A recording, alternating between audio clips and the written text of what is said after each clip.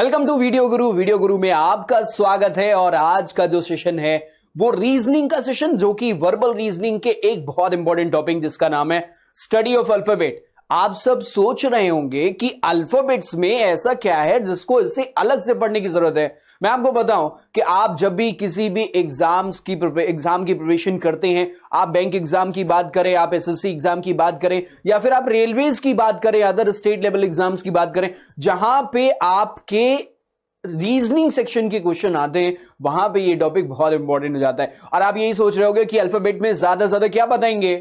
Simple सी बात है, ए to Z alphabet है, उसके अलावा हम क्या बताएंगे। तो मैं आपको बोलूं, अल्फाबेट्स में कुछ चीजें एक ऐसी हैं जो बहुत जरूरी हैं और जो आपको सिर्फ अल्फाबेट से रिलेटेड टॉपिक में आपको क्वेश्चन नहीं दिलाती है एग्जाम्स में, उसमें मार्क्स नहीं दिलाती आपको। अदर टॉपिक्स जैसे कि अगर हम बात करें कोडिंग की, कोडिंग वहां पे भी अल्फाबेट, अगर आप अल्फाबेट को अच्छी तरीके से जानते हैं, उसके नेचर को अच्छी तरीके से पहचानते हैं, तो डेफिनेटली वो आपके लिए बहुत हेल्पफुल हो जाएगा। कोडिंग, डिकोडिंग या फिर अदर किसी टॉपिक की हम लोग बात कर लें। अब हम लोग बात कर रहे थे अल्फाबेट की, तो अल्फाबेट जो है वो जरूरी हो गया है। आइए चलते हैं, देख लेते हैं कि हमारे कौन कौन से अल्फाबेट्स हैं। पहले तो ये देखिए कि यहां पे अल्फाबेट्स आपको पूरे दिए गए हैं, ए से लेकर जेड तक। इसमें अभी तक कुछ नया नहीं है, लेकिन एक जो इंपॉर्टेंट चीज है वो आप देख सकते होंगे यहां पे कि अल्फाबेट्स के सामने नंबर्स रखे गए। लाइक ए के सामने 1 रखा गया, बी के सामने 2 रखा गया, सी के सामने 3 रखा गया, डी के सामने 4 रखा गया, ई के सामने 5 रखा गया। व्हाट इट मींस, इसका मतलब यह है कि हम लोग इन अल्फाबेट्स को प्लेस की वैल्यू दे रहे हैं, मतलब कौन से स्थान पर है वो हम बता रहे हैं अल्फाबेट्स के बारे में। क्लियर है? तो इस हिसाब से लेफ्ट टू राइट हम सभी अल्फाबेट्स की प्लेस वैल्यू को देखते हैं, और ये प्लेस वैल्यू अहम रोल प्ले करती है जब आप कोडिंग कर रहे होंगे या फिर आप जब अल्फाबेट से रिलेटेड क्वेश्चंस को सॉल्व कर रहे होंगे। अब हम एक और अहम बात, अब ये चीज हमें पता है कि अल्फाबेट्स की प्लेस वैल्यू हमें याद होने चाहिए, और आप सबकी ये जिम्मेदारी, आपकी जिम्मेदारी कि आप इसकी प्लेस वैल्यू को रट लें। जब तक आप इसको याद नहीं कर पाते हैं तब तक के लिए एक यहां पे वर्ड लिखा हुआ है जिसे कहते हैं एजॉटी, ई जे। अगर हम एजॉटी की बात करें तो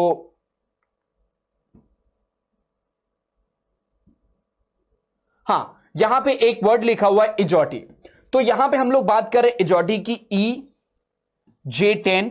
अब देखो ई का प्लेस वैल्यू कितना है, 5 है, जे का कितना है, 10 है, ओ का 15 है, T is what 20 and Y is 25। यह आपको मदद करेगा। कैसे मदद करेगा? लाइक आपको K का प्लेस वैल्यू निकालना है ना, K का प्लेस वैल्यू निकालना है, तो what will be the place value of K। तो आपको पता है K जो है वो J के बाद आता है ना, J 10 है। अब J का नेक्स्ट जो है वो K बनेगा, तो J अगर 10 है, हमें एजॉटी में पता है J 10 है, तो K विल बी व्हाट 11। इसका मतलब K का place value will be what 11 हो जाएगा। बात समझ में आ रही है? अब देखो अगला स्टेप हमारा क्या होगा कि अल्फाबेट्स के ऑपोजिट्स। अब बात आती होगी कि भाई अल्फाबेट्स के ऑपोजिट्स कौन से होते हैं। ये तो भाई सिंपल सी बात है, ए से लेकर जेड हो गए, तो इसमें ऑपोजिट कौन सा, क्या मतलब है ऑपोजिट का, तो उसके बारे में आइए चलते हैं, हम लोग बात करते हैं। लेकिन उसके पहले एक और बात, अगर मान लीजिए हम आपको बोलें कि what will be the place value of Q, Q का प्लेस वैल्यू क्या होगा। अब देखो क्यू कहां आएगा, ओ के बाद आएगा ना, तो ओ पी क्यू। ओ का हमें पता है दैट इज एजॉटी में ओ इज व्हाट 15 होता है, तो Q का O के बाद P 16, Q will be what 17। So the place value of Q will be what 17। अब यहां पे आप देखें Q का प्लेस वैल्यू हमारा कितना बन रहा है, 17 बन रहा है। तो ये मेमोराइज करने के लिए, याद करने के लिए ये एक अच्छा तरीका हो सकता है कि एजॉटी सिंपली आप याद कर लें। धीरे धीरे जैसे ही प्रैक्टिस में आएगा वो अपने आप आपको याद हो जाएगा। क्लियर है ना? अब देखो हम लोग अब क्या आगे क्या करने वाले, हमने आपसे कहा कि हम लोग प्लेस वैल्यू को देखेंगे। क्लियर है ना? तो प्लेस वैल्यू देख लिया हमने, अब हम क्या देखेंगे कि ऑपोजिट। आप सोच रहे होंगे ऑपोजिट क्या होता है। अब देखो एक बात जो आपके दिमाग में आ रही है कि ऑपोजिट क्या होता है, वो मैं आपको पहले क्लियर कर दूं। ऑपोजिट का मतलब होता है कि अल्फाबेट में 26 अल्फाबेट्स होते हैं ना, कितने होते हैं, 26 होते हैं। इन अल्फाबेट की सीरीज को बिल्कुल मध्य से, मतलब मिडिल से, मिडिल कहां पे आएगा, मिडिल देखो कहां पे आएगा, यहां पे देखिए तो M और N, ये जो मिडिल है, यहां से इस तरफ 13 अल्फाबेट हैं और दूसरे साइड पे भी कितने हैं, 13 अल्फाबेट हैं। इसको ब्रेक किया जाए, ऐसे फोल्ड किया जाए, मान लीजिए ये एक रॉड है और इसको फोल्ड किया जाए, तो उस स्थिति में ए के ऑपोजिट में कौन आएगा, that will B Z. Clear है ना? ए के ऑपोजिट में कौन आएगा, जेड आएगा। बी के ऑपोजिट में कौन सा आएगा, वाई आएगा। सी के ऑपोजिट में कौन आएगा, एक्स आएगा। So that is called opposite of alphabet. अब लाइक अगर आपको पूछेगा कि what will be the opposite of Z, है ना। तो z का ऑपोजिट क्या होगा, that will B a. What will be opposite of a, that will B z, है ना। अब y का ऑपोजिट पूछेगा तो क्या करेंगे, y का ऑपोजिट क्या होगा, b होगा, क्योंकि b and y both are opposite of each other. Clear है ना ये बात। तो अब विपरीत वर्णमाला युग्म हम लोग देख रहे हैं, मतलब कहने का ये वो ऑपोजिट अल्फाबेट पेयर्स की बात कर रहे हैं। देखो यहां पे a का प्लेस वैल्यू इज व्हाट 1 है, और यहां पे बहुत की पॉइंट देखने वाला है, a का प्लेस वैल्यू 1 है, b का 2, अगर हम बात करें z का क्या है 26 है। यहां पे जो हमने नोटिस करने वाली बात रखी है कि अगर इनके प्लेस वैल्यू को ऐड किया जाए 1 + 26 इट विल बी व्हाट 27 होगा। ये बात अभी नोट किया ना, अभी नोट कर लिया। अब सेकंड वाले पे चलो, like b and y these two are opposite, b और y ये दोनों ऑपोजिट हैं एक दूसरे के, तो b का प्लेस वैल्यू कितना है 2 है एंड y का 25 है। इन दोनों को अगर हम ऐड करें 2 + 25 इट विल बी व्हाट 27 बन रहा है ना। तो एक बात तो कंफर्म हो गई कि भाई अगर किसी दो ऑपोजिट अल्फाबेट की प्लेस वैल्यू को हम लोग ऐड करेंगे तो वो कितना बनाएगा, 26 अल्फाबेट होते हैं, वो बनाएगा कितना 27 बनाएगा हमेशा। आप बाकी सभी में देख सकते हैं, यहां पे जैसे देखें c का place value is what 3 and x is what, c का x ऑपोजिट x है तो उसका प्लेस वैल्यू है 24। दोनों को अगर हम ऐड करें अगेन यू आर गेटिंग 27। यहां पे d का देखें और w का देखें, d and w these two are opposite of each other, इनके प्लेस वैल्यू को भी अगर हम लोग ऐड करेंगे तो again 4 + 23 it will be what 27, है ना। लाइक यहां पे e का 5 है एंड फिर देखें v का कितना है 22 है, दोनों को ऐड करने पर कितना बन रहा है 27 बन रहा है। तो ऐसे ही f और u को भी देखें, दीज टू आर ऑपोजिट, सम इनका 27 हो गया। अब मुद्दे की बात देखो, यहां पे इसको दिखाने के पीछे मकसद क्या है और क्यों हम इसका इस्तेमाल करने वाले, कैसे इस्तेमाल करने वाले। देखो जैसे हमने आपको बोला कि what will be the opposite of k, है ना, what will be the opposite of k। अब ये बताओ k का ऑपोजिट क्या होगा। अभी तक हमने आपको दिखाया नहीं है ना k का ऑपोजिट, लेकिन आप बता सकते हैं इस तरीके से, कहीं पे भी अगर आपको याद नहीं आ रहा है, पहली बात तो ऑपोजिट याद होनी चाहिए, अभी हम आगे आपको याद भी करवाएंगे। नहीं याद आ रहा तो ये चीज जरूर समझना, k का प्लेस वैल्यू कितना होता है आपको पता है, एजॉटी से आप याद रख सकते हो, j के बाद k आता है, j इज व्हाट 10 होता है, j कितना होता है 10 होता है, तो k कितना होगा 11 होगा। अब 11, अब आपको एक बात पता है कि ऑपोजिट्स के प्लेस वैल्यू का सम दैट इज 27 होना चाहिए, तो इसका मतलब ये हुआ कि k का जो भी ऑपोजिट होगा और k इन दोनों का सम 27 होगा। तो इस 27 से अगर हम 11 k का प्लेस वैल्यू माइनस कर दें तो इसके ऑपोजिट वाले का प्लेस वैल्यू हमें मिल जाएगा, और दैट विल बी व्हाट 16, है ना, वो क्या हो जाएगा 16 हो जाएगा। और 16 कौन सा होता है, एजॉटी में o होता है 15, 15 के बाद नेक्स्ट आएगा 16, तो o के बाद नेक्स्ट क्या आएगा p आएगा, इसका मतलब k का ऑपोजिट क्या हो जाएगा p हो जाएगा। अब ये कैलकुलेशन ओरल है ना। अब देखो ये तब के लिए है जब आपको नहीं मालूम है, याद नहीं हो रहा है, अभी तक नहीं याद हो पाए, तो आप इसका इस्तेमाल कर सकते हैं। Now moving towards the next other opposites of pair of alphabets. तो अगले पे हम लोग चलेंगे और देखेंगे अगला जो ऑपोजिट पेयर अल्फाबेट का बनता है वो हमारा क्या बनता है। चलो नेक्स्ट पे आ गए, ये देखो यहां पे भी वही देखिए, g का ऑपोजिट क्या होता है t होता है, g का 20, g का अगर हम प्लेस वैल्यू देखें, यहां एक मिनट रुकिएगा, हाँ g का अगर हम लोग प्लेस वैल्यू देखें तो दैट इज व्हाट 7 होता है, और फिर हम लोग देखें t का प्लेस वैल्यू कितना है 20 है, इन दोनों को ऐड करने पर 27 बन रहा है। ऐसे h और s होते हैं ऑपोजिट, i और r ऑपोजिट होते हैं, j and q these two are opposite, k and p यहां पे देखो जो अभी हम लोगों ने निकाला था k एंड p, k यहां पे p यहां पे, तो k and p are opposite of each other, l and o are opposite and m and n। Finally m और n जो है वो एक दूसरे के ऑपोजिट आएंगे जब हम अल्फाबेट्स को फोल्ड कर रहे होते हैं, मतलब सीरीज को, अल्फाबेट की सीरीज को फोल्ड कर रहे होते हैं। इतनी बात सबको पता, इतनी बात आपके जहन में आ गई ना। अब देखो इसका इस्तेमाल तो हमने सीख लिया, लेकिन हमें वो याद भी तो होना चाहिए। अगर हमें याद है तो that will be easy to recall and quickly हम लोग क्वेश्चन को कर पाएंगे, क्योंकि कोडिंग डिकोडिंग में अगर कोड किया गया ऑपोजिट के हिसाब से, लाइक कोई वर्ड लिखा हुआ है चेयर, अब आई का ऑपोजिट वहां कहीं कोड करके लिखा हुआ है, आर लिखा हुआ है, उसको चेयर का में आई का ऑपोजिट आर लिखा हुआ है, तो उसको क्रैक करना आना चाहिए। मतलब विजुअलाइजेशन बहुत स्ट्रांग होगा तब जब आप प्लेस वैल्यू को अच्छी तरीके से याद करके रखेंगे और आप अल्फाबेट्स के बारे में अच्छी तरीके से जान रहे होंगे। क्लियर है ना। अब हम लोग मूव करेंगे अपने नेक्स्ट सेगमेंट पे, जहां पे हम ये देखेंगे कि भाई कैसे याद कर ले। तो अभी क्विकली आप लोग इसको याद भी कर सकते हो। देखो कैसे याद करेंगे, ये आपके पास में हमने लिखा है how to learn opposite pairs. Opposite pairs को कैसे याद करें, तो वो देखो कैसे करना है। वर्णमाला युग्म याद करने का बहुत बेहतर तरीका है, सिंपल सी बात है। ए और जेड ऑपोजिट होते हैं ना, लेकिन यहां पे देख सकते हो A and Z these two are opposite, तो इसके लिए हमने क्या लिखा है, आजाद। आजाद वर्ड लिखा है और आजाद वर्ड में ए और जेड दोनों आ रहे हैं ना। तो AZ ऑपोजिट आजाद, ठीक है ना। अब देखो CX क्रक्स, क्रक्स देखो यहां पे लिखा हुआ है, CNX के लिए क्या लिखा हुआ है, दैट इज क्रक्स। यहां पे देखो क्रक्स, आप क्रक्स सोच रहे होगे ये क्या है क्रक्स, तो आपको मैं बताऊं क्रक्स एक तो यामाहा की बाइक आती थी, वो उसका नाम भी, उसका एक बाइक था वो जिसका नाम था क्रक्स। दूसरा उस कुछ हम लोग स्नैक्स में भी देखते हैं, वो ब्रांडिंग में वैसा आता है क्रक्स। तो इस तरीके से क्रक्स याद रखेंगे, CX क्रक्स, तो क्रक्स में C और X आ जाएगा, these two are opposite of each other. ऐसे देखिए यहां पे B और Y ऑपोजिट होते हैं, तो उसके लिए बॉय, बॉय क्या वर्ड यूज किया गया, बॉय यूज किया गया। तो बॉय जब हम समझेंगे, जब भी आप बॉय नाम लें तो आप समझ जाए B and Y are opposite of each other. Similarly D and W देखो, D और W ऑपोजिट है, D एंड W और opposite of each other. Similarly आप इसको याद कर सकते हो, D का प्लेस वैल्यू और W का प्लेस वैल्यू। आपको पता है D का 4 होता है, W कितना होता है, दोनों का सम W 23 होता है, दोनों को ऐड करने पर 27, रिकॉल कर लीजिएगा एक बार फिर से, है ना। तो देखो ड्यू वर्ड याद रखेंगे जिसे हम लोग ओस कहते हैं, तो ड्यू, माउंटेन ड्यू, डर के आगे जीत है, ऐसा करके जो भी है, तो ड्यू याद रखेंगे, तो उससे हमें D and W these to और ऑपोजिट याद रहेगा। ऐसे ही देखो इवन आपको याद रहेगा ना, इवन नंबर, ऑड नंबर्स, है ना, ये याद रहेगा। तो इवन का मतलब आपको पता है सम संख्या, तो इवन नंबर मतलब सम, इवन मतलब सम होता है।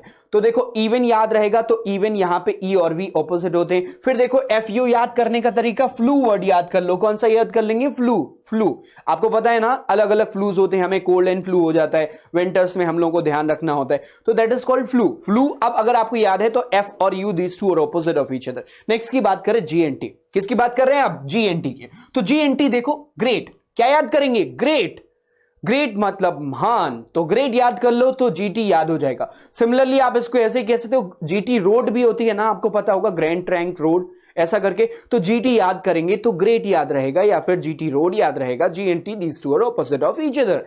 ऐसे ही देखो अब हम क्या करेंगे, HS, नेक्स्ट की बात कर रहे हैं HS मतलब क्या, हिज आप याद कर लो, या फिर हिमेश, रेशम, या नहीं वो नहीं, H के साथ S आ रहा है तो हाई स्कूल आप याद कर सकते हो।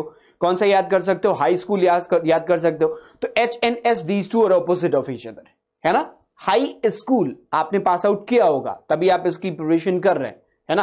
तो HS these two are opposite of each other. Next देखो IR, इंडियन रेलवे आप देख सकते हो, या फिर you can say that air कह सकते हो आप, है ना। एयर से याद रख सकते हो, INR उसमें आ रहा है, AIR में I और R आ रहा है, these two are opposite of each other. अब ये इनका नेचर है, ये याद रखेंगे, कहीं भी अगर हमें दिखता है I और R एक साथ तो हम समझ जाएंगे कि नहीं ये तो ऑपोजिट है ना।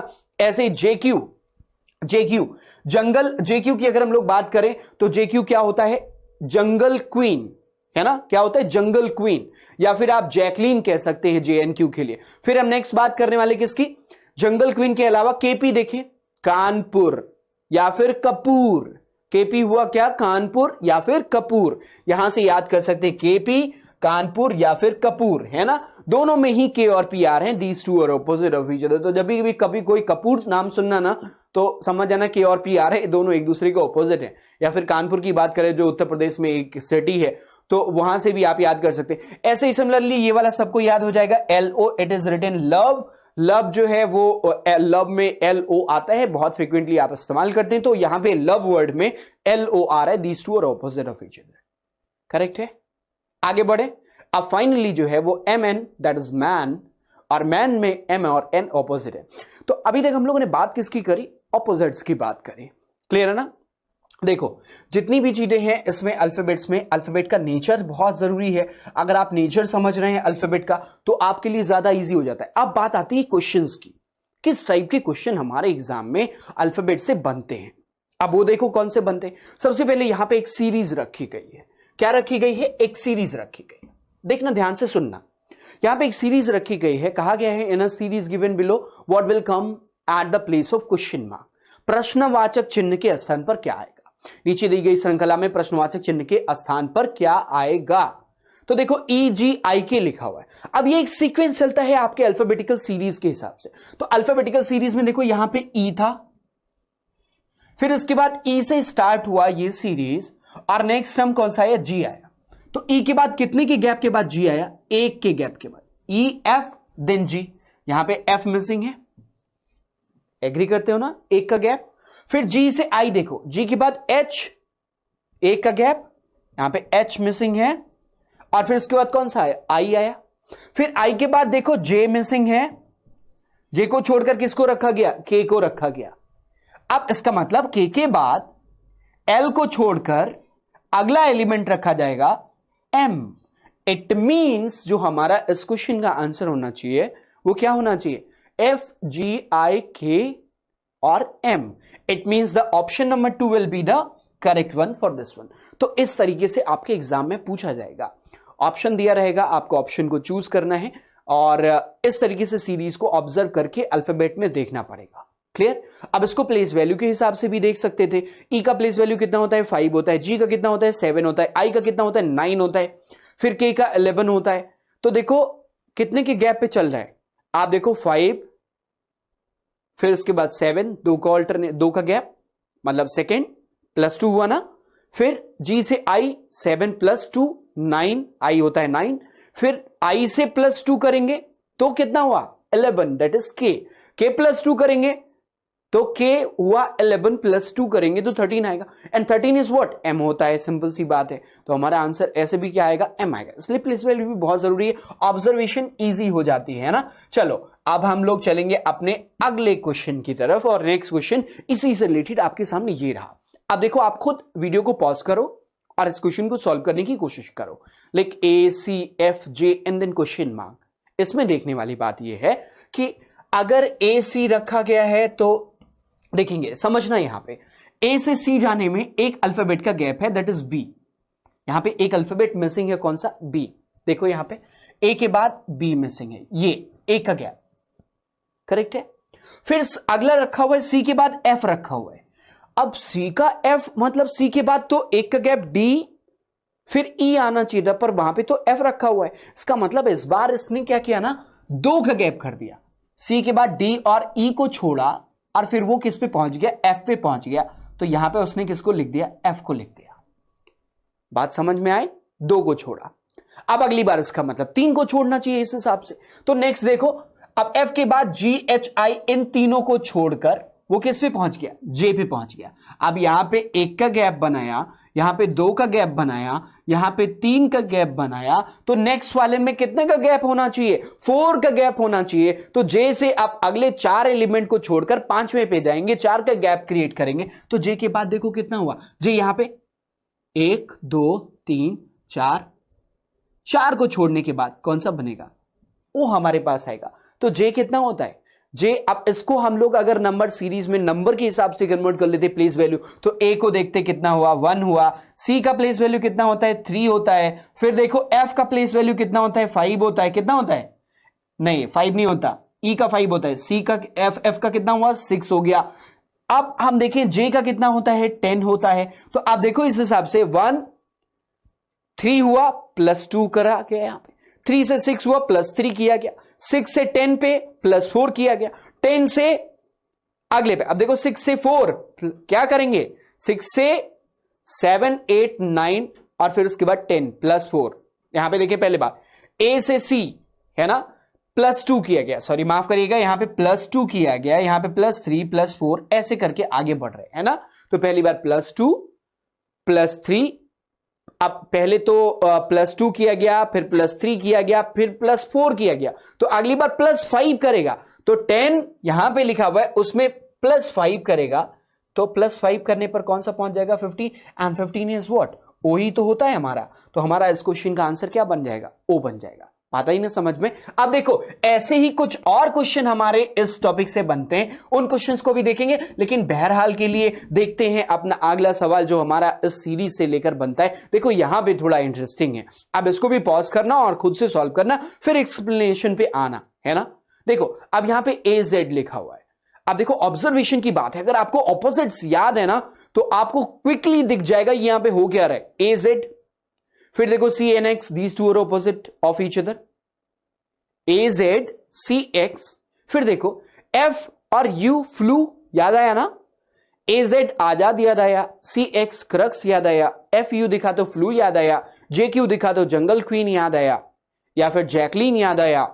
अब सोचो कि नेक्स्ट कौन सा ऑपोजिट पेयर बनेगा। इसका मतलब सारे के सारे ऑपोजिट पेयर रखे गए और देखो कैसे बन रहे, ए के बाद सी आ रहा है, फिर एफ आ रहा है, फिर जे आ रहा है, फिर नेक्स्ट क्या आना चाहिए, नेक्स्ट क्या आना चाहिए। अगला देखो, हर बार में पहली बार 1 का गैप, 2 का गैप, 3 का गैप, नेक्स्ट के बाद 4 का गैप और ओ आएगा। ओ का ऑपोजिट क्या हो जाएगा, ओ का ऑपोजिट क्या हो जाएगा, एल हो जाएगा। इसका मतलब यहां पे हमारा क्या आना चाहिए, अब ओ का ऑपोजिट क्या आएगा, एल। अब देखो कैसे बन रहे हैं, देखो पहले ए आया, यहां पे देख लेते हैं, पहले तो माँ का सेलेक्ट करते हैं। हां देखो, ए से सी देखें, फिर एफ देखें, फिर जे देखें। अब इस तरफ से बढ़ रहा है, ए से सी गया 1 का गैप, सी से एफ गया 2 का गैप, 2 बीच में छोड़ दिया, फिर एफ से देखो कहां गया, जे गया, तो कितना छोड़ दिया, 3 छोड़ दिया।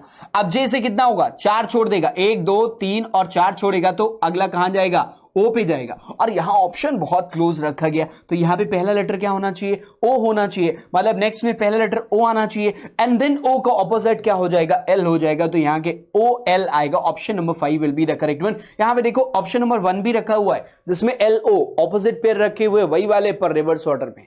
तो हमारा इस क्वेश्चन का जो सही आंसर बनेगा वो कौन सा बनेगा, 5th ऑप्शन बनेगा। बात आई ना समझ में बच्चे। चलो नेक्स्ट क्वेश्चन पे अब हम लोग चलेंगे। ये वाला समझ में आ गया है तो बहुत अच्छा है। अब देखो नेक्स्ट पे आते, नेक्स्ट जो है वो हमारा किससे रिलेटेड क्वेश्चन बनता है वो देखते हैं। देखो यहां पे ये भी ऐसी सीरीज आती है। अब इस वाली सीरीज को भी पॉज करो वीडियो को और फिर इसको सॉल्व करो, सॉल्व करके देखो क्या बनता है, फिर उसके बाद वीडियो को रिज्यूम करो।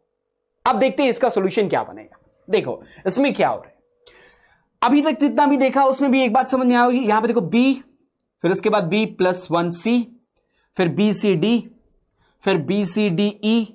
यहां पे देखते रहिएगा, पहले बी सिंपल बी, फिर बी के साथ एक ऐड हुआ सी, फिर बी के साथ बी सी डी, फिर देखें बी सी डी ई, फिर से बी रिपीट हो रहा है, बी सी डी ई और एफ, फिर इसके बाद बी सी डी ई और यहां पे आएगा क्या, एफ आएगा, और उसके आगे भी कहां जाएगा, जी पे जाएगा। बात समझ में आई ना। तो यहां पे क्या बनेगा, इसका मतलब हमारा इस क्वेश्चन का सिंपल सा आंसर है option number 2 will be the correct one. तो कौन सा हो जाएगा, सेकंड ऑप्शन, जो कि एफ को रिप्रेजेंट करता है। बच्चे इतना समझ में आया ना। अब हम लोग अपने अगले पे चलेंगे और देखेंगे कुछ और क्वेश्चन जो हमारे अल्फाबेट से रिलेटेड बनते हैं वो कौन से हैं। देखो ये देखो, how many meaningful word can be made with the letter OPST using each letter only once in each word. एक बार इस्तेमाल करना है। तो अभी तो ये क्वेश्चन के लिए मैं हमेशा बोलूंगा कि अगर आपकी वोकैब बहुत अच्छी है then that is well and good for you, है ना। अगर वोकैब में प्रॉब्लम है तो थोड़ा संभल के ऐसे क्वेश्चन के लिए करना। अब जैसे यहां पे देखो, एक तो बन गया STOP स्टॉप, क्लियर। एक बन गया POST पोस्ट, एक बना क्या स्टॉप, दूसरा बना POST पोस्ट। अब एक और सोच के बताओ, एक और सोच के बताओ, दिमाग में जल्दी से सोचो और फिर आपको मिल जाएगा। देखो आपको हमेशा ध्यान रखना है, जैसे एक वर्ड बन गया स्टॉप, इसमें हमने क्या किया है, एक ही अल्फाबेट को एक बार इस्तेमाल किया है। POST में हमने अल्फाबेट को एक ही बार इस्तेमाल किया है। सभी अल्फाबेट जितने भी दिख रहे थे उसमें सबका इस्तेमाल एक किया है, एक ही बार किया है। तो ऐसे हमारे बनते कितने हैं, यहां पे आंसर बनेगा 3। अब मैं आपसे पूछ रहा हूं बार बार कि तीसरा कौन सा बनेगा, क्लियर।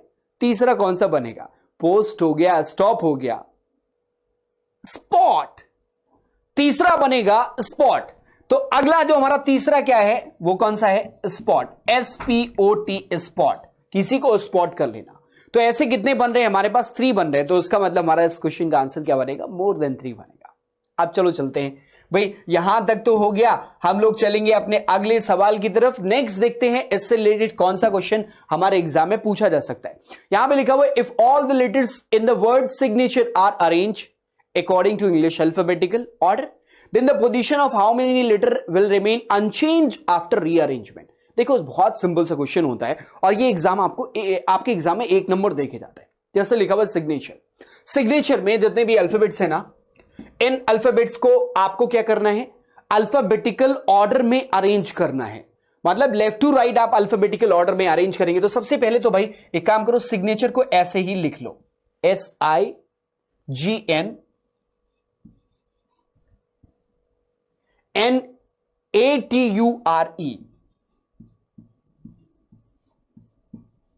लिख लिया।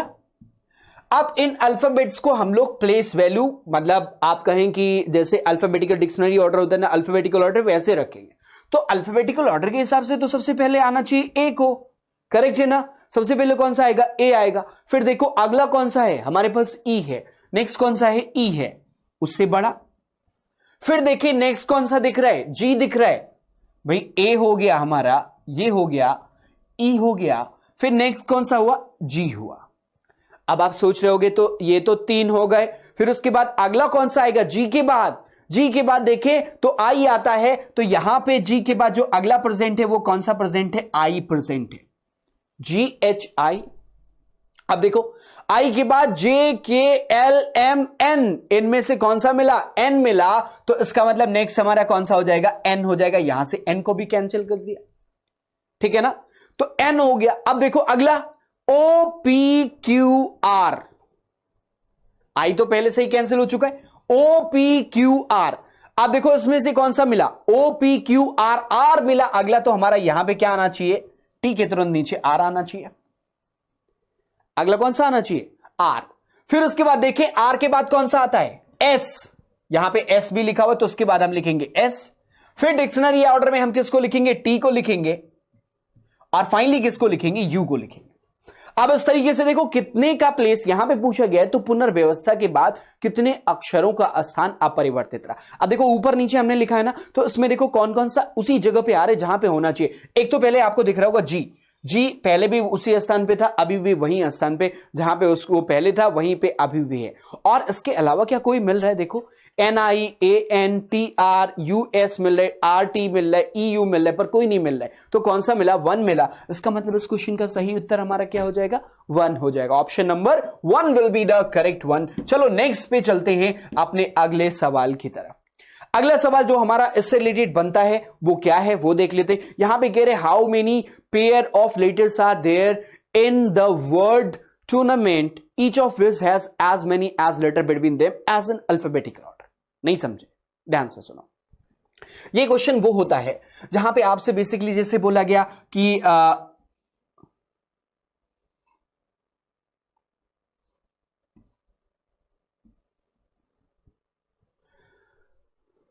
कोल्ड लिखा गया। अब देखो सी से देखना है, सी से डी अगला ही लेटर अल्फाबेटिकल ऑर्डर में आता है, पर यहां पे देखो COLD, यहां पे सी और डी के बीच में कितने अल्फाबेट है, 2 है। और एक्चुअल में अल्फाबेटिकल सीरीज में सी और डी के बीच में कोई नहीं आता। तो मान लो कोई वर्ड ऐसा लिखा हुआ है CDEX, ऐसा कोई वर्ड लिखा हुआ है।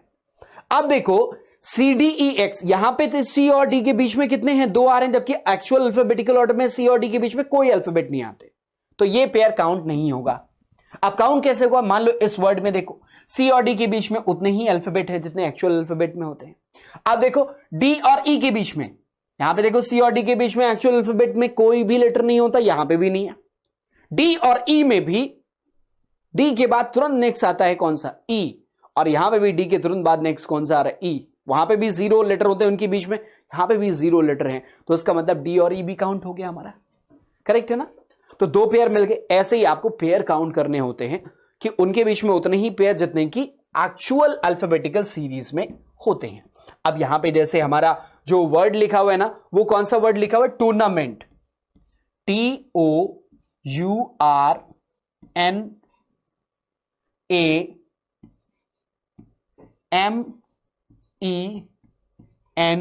और उसके बाद टी। अब इसमें क्या करना होगा, हमेशा एक तो तरीका होता है प्लेस वैल्यू को लिख लीजिए और काउंट कर लीजिए, दूसरा ये होता है टी के बाद यहां से काउंट करना शुरू करिए, TUVWXYZ।